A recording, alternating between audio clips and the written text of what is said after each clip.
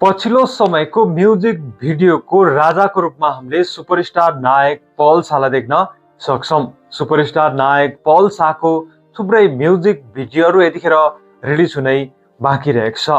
आज म पल शाहको अब चाँडै नै रिलिज हुन लागेको 3टा म्युजिक भिडियोहरूको बारेमा चर्चा गर्न गइरहेको छु। भिडियोलाई पुरा हेरिदिनु होला र मेरो युट्युब च्यानल फास्ट फिल्मी न्युजलाई सब्स्क्राइब गर्न भने नभुल्नु होला। सुपरस्टार नायक पल शाहलाई दर्शकहरूले फिल्म र म्युजिक भिडियोमा एकदमै धेरै मन पराउनु भएको छ। पल शाहले म्युजिक भिडियो हुँदै फिल्ममा डेब्यु गरेका हुन्, जसको कारणले गर्दाखेरि पनि पल शाहले म्युजिक भिडियोमा पनि पछिल्लो समय काम गरिरहेका छन्। पल शाहले 1 महिनामा कम्तीमा पनि 10वटा भन्दा बढी म्युजिक भिडियोमा अभिनय गरिरहेका छन्। यतिखेर पल शाहको हातमा दर्जनौं म्युजिक भिडियोहरू रहेको छ भने पल शाहको 1 दर्जनको हाराहारीमा म्युजिक भिडियोहरू रिलिज हुनै बाँकी रहेको छ। यसै क्रममा पछिल्लो समय पल शाहले अभिनय गरेको राजा बोलको गीत चर्चामा छ। यो गीतको सार्वजनिक भएको पोस्टरहरूलाई पनि दर्शकले एकदमै धेरै मन पराउनु भएको छ र राजा बोलको गीत हेर्नको लागि दर्शकहरू एकदमै धेरै कुरेर बसिरहेका छन्। राजा बोलको गीत अबको 1 हप्ता भित्रमै रिलिज हुने क्रममा रहेको छ। यो गीतमा एलिना चौहान र नरेश खातीको स्वर रहेको छ।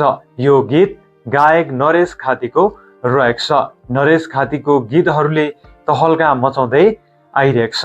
यसै क्रममा राजा बोलको गीतमा लामो समयको ग्यापपछि पल शाह र गरिमा शर्मालाई फेरि पनि जोडीको रूपमा देख्न पाउने भएका छौं, जसको कारणले गर्दाखेरि पनि राजा बोलको गीत चर्चामा छ। यो गीत हेर्नको लागि दर्शकहरू एकदमै धेरै कुरेर बसिरहेका छन्। यो गीतमा विक्रम चौहानको डाइरेक्सन रहेको छ भने यो गीतमा पल शाह र गरिमा शर्मालाई जोडीको रूपमा देख्न पाउने भएका छौं। आजभन्दा 3 वर्ष अगाडि रिलिज भएको म्युजिक भिडियोमा दर्शकहरूले पल शाह र गरिमा शर्माको जोडीलाई एकदमै धेरै मन पराउनु भएको थियो। अब यो जोडीले लामो समयको ग्यापपछि राजा बोलको गीतमा पनि तहल्का मचाउने देखिरहेको छ। हजुरहरू राजा बोलको गीत हेर्नको लागि कतिको एक्साइटेड हुन्छ, कतिको कुरेर बसिरहनु भएको छ, कमेन्ट गर्न भने नभुल्नु होला।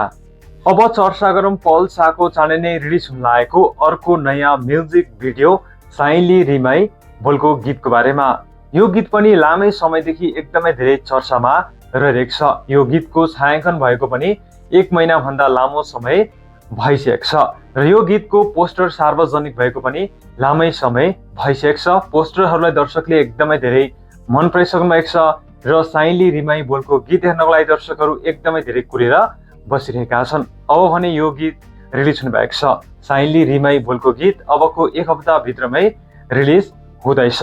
यो गीतमा पल शाह र चुना विश्वकर्मालाई जोडीको रूपमा देख्न पाउने भएका छौं भने यो गीतमा विक्रम चौहानको डाइरेक्सन रहेको छ। यो गीतमा खेम सेन्चुरी र सुनितामी परियालको स्वर रहेको छ भने यो गीत अब चाँडै नै रिलिज हुँदैछ। हजुरहरू साइली रिमाई बोलको गीत हेर्नको लागि कतिको एक्साइटेड हुन्छ र यो गीतको सार्वजनिक भएको पोस्टरहरू कस्तो लागेको छ कमेन्ट गर्न भने नभुल्नु होला। अब चर्चा गरौँ पल शाहको अर्को नयाँ म्युजिक भिडियो माया मोह गीतको बारेमा।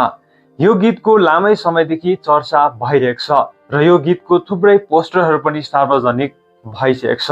सार्वजनिक भएको पोस्टरलाई दर्शकहरूले एकदमै धेरै मन पराउनु भएको छ। यो गीत यही जेठ 1 गते रिलिज हुने भनेर पोस्टरहरू सार्वजनिक भएको थियो, तर जेठ 1 गते यो गीत रिलिज भएन। अब यो गीत हेर्नको लागि दर्शकहरूले अझै केही समय कुर्न पर्ने देखिरहेको छ। माया मोह बोलको गीतको चर्चा यस कारणले पनि भइरहेको छ कि यो गीतमा पल शाहलाई देख्न पाउनु भएका छौं। त्यसैगरी यो गीतलाई विनोद भण्डारीले डाइरेक्सन गरेका छन्। पछिल्लो समय विनोद भण्डारीले डाइरेक्सन गरेको र पल शाहले अभिनय गरेको गीतहरूले तहल्का मचाउँदै आइरहेको छ। युट्युबमा करोडौं भ्युज पाइरहेको छ, जसको कारणले गर्दाखेरि पनि माया मोह गीत चर्चामा छ।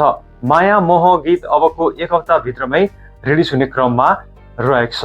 यो गीतमा सुपरस्टार नायक पल शाह र सुस्मिता लामिछाने गुरुङलाई जोडीको रूपमा देख्न पाउनु भएका छौं। त्यसैगरी यो गीतमा खेम सेन्चुरी र सुनिता बुढा छेत्रीको स्वर रहेको छ भने यो गीतलाई विनोद भण्डारीले डाइरेक्सन गरेका छन्। यसरी सुपरस्टार नायक पल शाहको अब ब्याक टु ब्याक 3टा म्युजिक भिडियो रिलिज हुँदैछ। राजा बोलको गीत, यो गीतमा पल्सा र गरिमा शर्मालाई जोडीको रूपमा देख्न पाउनुभएका छौँ। त्यसै गरी माया मोह बोलको गीत रिलिज हुँदैछ। त्यसै गरी साइली रिमाई बोलको गीत रिलिज हुँदैछ।